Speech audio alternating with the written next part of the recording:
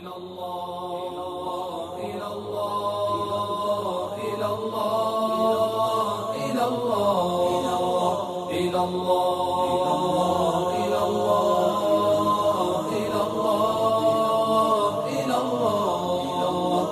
الله سرنا والجنان مرادنا. الحمد لله والصلاة والسلام على رسول الله وعلى آله وصحبه وعلى من والاه. Voilà, presque la première moitié du mois de Ramadan est passée. Sachez que ceux qui étaient dans la piété, qui étaient dans l'adoration, qui étaient dans la sincérité, qui étaient dans l'amour de la divinité, qui étaient dans la quête de la spiritualité, dans la quête de l'endurance, dans la quête de la patience, ils seront certainement récompensés parce que c'est le mois de la piété par excellence. Shahr Ramadan, chacun de nous doit œuvrer pour avoir la piété durant ce mois béni. Et nous l'aurons, Inch'Allah Ta'ala. Vous savez qu'un des thèmes essentiels, ou bien un des finalités de notre religion, préserver la vie humaine. Donc la vie humaine, c'est quelque chose de sacré.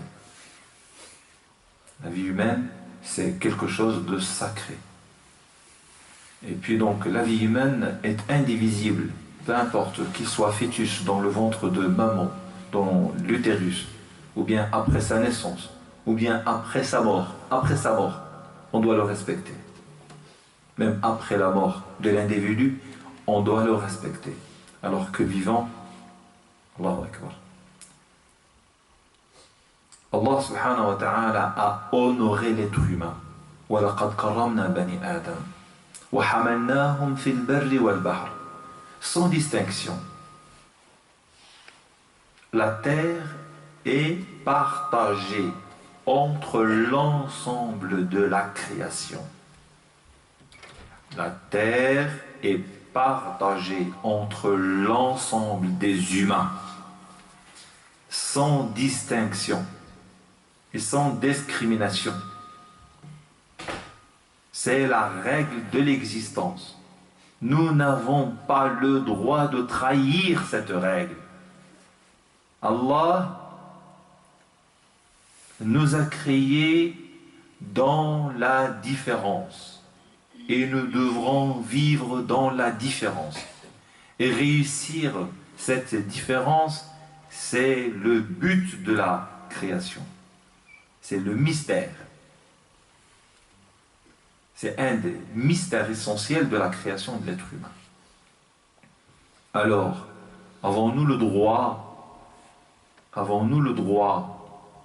d'éliminer cette vie magnifique, extraordinaire, sur tout simplement des idées qui passent, ou bien sur souvent des fatwas que la personne monte lui-même, argumente lui-même, sans avoir les bases essentielles pour légiférer. La science islamique, ce n'est pas une science qui est donnée à tout le monde. C'est une science très très compliquée. Et elle nécessite beaucoup de compétences. Et elle nécessite des gens qui ont vraiment le degré de savant pour pouvoir légiférer. Ce n'est pas le jeune du quartier qui vient de débuter sa religiosité et qui lui-même qui va établir des fatwas en se basant sur du YouTube, en se basant sur des vidéos qu'il a vues. Et ça c'est fondamental, mes frères et mes sœurs. Al-Karama al-Insaniya. Al-Karama al-Insaniya est essentiel, mes frères. Honorer la vie humaine. Lorsque Qabil et Habil, le premier assassinat sur terre, les enfants d'Adam, par ego, les deux ont présenté des offrandes au Seigneur. Dieu a accepté pour un et pas pour l'autre. Par ego, il a décidé de le tuer. Qabil a décidé de le tuer. Mais l'autre qui était dans la patience, qui était dans la piété, qui était dans la foi, il lui dit ça, c'est un geste que je ne peux faire. Parce que je crains mon Seigneur. Et quand même, il l'a tué. Malgré cette parole sage. لئن بسطت إلي يدك لتقتلني ما أنا بباسط يدي إليك لأقتلك إني أخاف الله رب العالمين. Je ne tendrai point ma main pour te tuer. Je ne tendrai point ma main pour te tuer. Car je crains le Seigneur, le Créateur de la vie humaine. Avons-nous compris ce message clair, un message coranique qui respecte cette finalité, la vie humaine? Et peu importe la nature de cette vie, seul Allah, seul Dieu a le pouvoir de juger, le Créateur, l'être premier. Ce n'est pas le petit être humain qui va lui-même juger. Ça, c'est incompatible avec la raison et avec la foi de l'islam. وَمَا أَرْسَلْنَاكَ إِلَّا رَحْمَةً لِلْعَالَمِينَ. On ne t'a envoyé qu'une miséricorde pour l'humanité tout entière. Mohammed sallallahu alayhi wa sallam n'a pas été envoyé uniquement une miséricorde pour les musulmans. Non, son message est une miséricorde pour l'humanité tout entière. Rahmatan lil alamin. Rahma. Si le musulman n'est pas capable de dégager cette miséricorde, eh bien, tout simplement qu'il tient son coin et qu'il se taise, s'il vous plaît. Voilà. Si la personne n'arrive pas vraiment à assurer cette qualité magnifique dans l'islam, ben ça ne sert à rien de parler au nom de l'islam. Voilà. Soit que vous parlez par miséricorde, par clémence, soit ne parlez pas. Parce que notre bien-aimé est une miséricorde. Rahma lil alamin. En fait, alayhi salatu wassalam, un juif qui est passé, donc, funérailles d'un juif qui est passé devant et s'est levé. Il leur a dit, n'est-il pas une âme? N'est-il pas une âme? Alaysat nafsan. Alaysat nafsan. Rasulullah alayhi salatu wassalam يقوم اليهودي يقوم مرض جنازة وقام. هذا حديث يعني صحيح. C'est un hadith que l'ensemble des savants le citent. Alors qu'est-ce qui nous arrive lorsque nous on va essayer d'argumenter sur d'autres hadiths souvent qui ne sont pas compatibles avec les finalités de din? Vous savez, la religion, il faut dénoncer le mal. Nous n'avons pas le droit de se taire devant l'injustice.